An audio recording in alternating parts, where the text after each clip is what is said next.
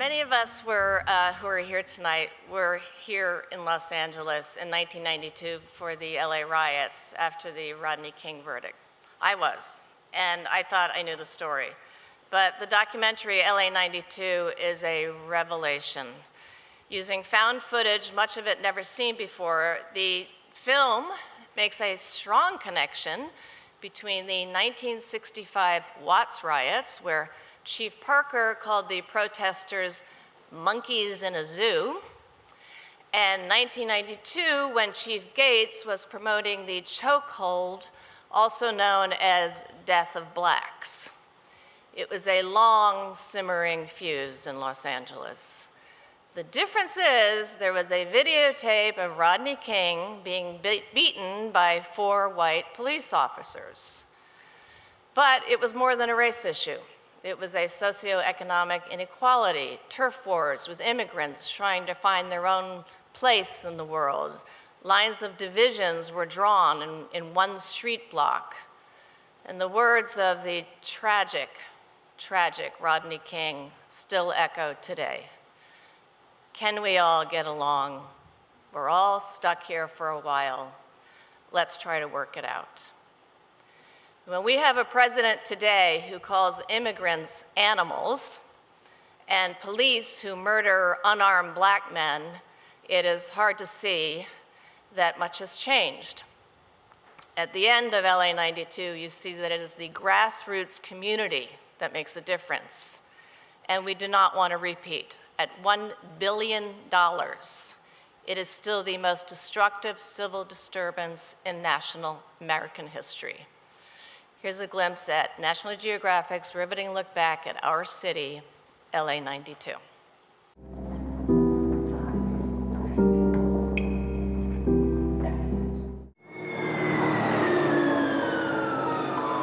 Reported structure fire from 8464. We're taking some pretty heavy flak on Adams about Hobart. There are 3 separate structure fires through the window.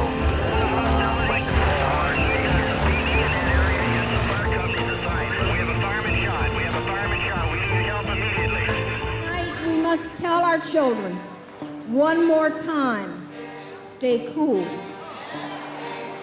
be calm.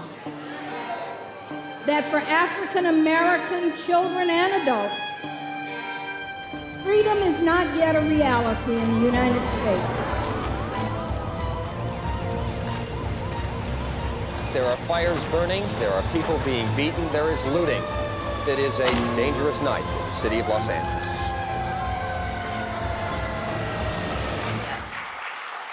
The Television Academy honors LA 92, accepting are the producer, Jonathan Chin, and the filmmakers, TJ Martin and Dan Lindsay.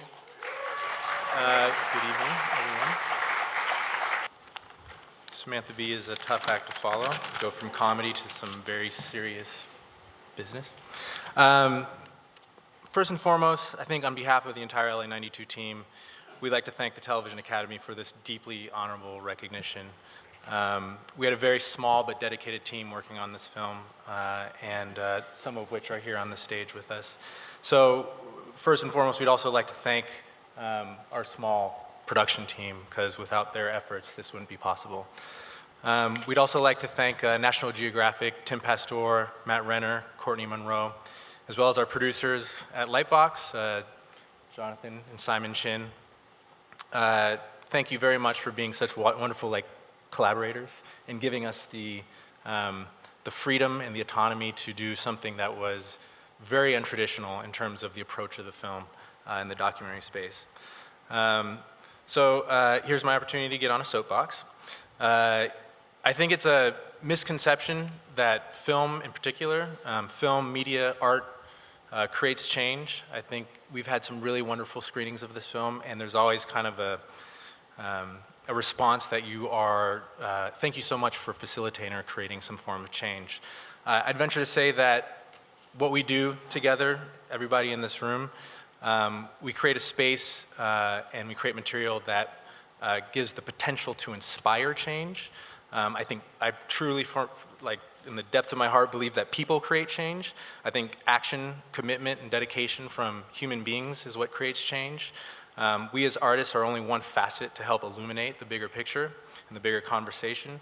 So with that in mind, we as a team would also like to thank and share this award with everyone who's truly on the front lines of inspiring us to think deeper about our society. So we share this award with underpaid educators, social workers, individuals working in public service, community leaders who are out there day to day trying to be facilitators of empathy and care. Social change is truly a collaborative effort, and it's not just in our hands. And last and certainly not least, we'd like to honor all the individuals who lived through the civil unrest, and we're willing to continue the conversation about race, class, and injustice by sharing their stories. This only works if people are willing to share their stories and have tough conversations. So thank you very much, and we share this honor with them.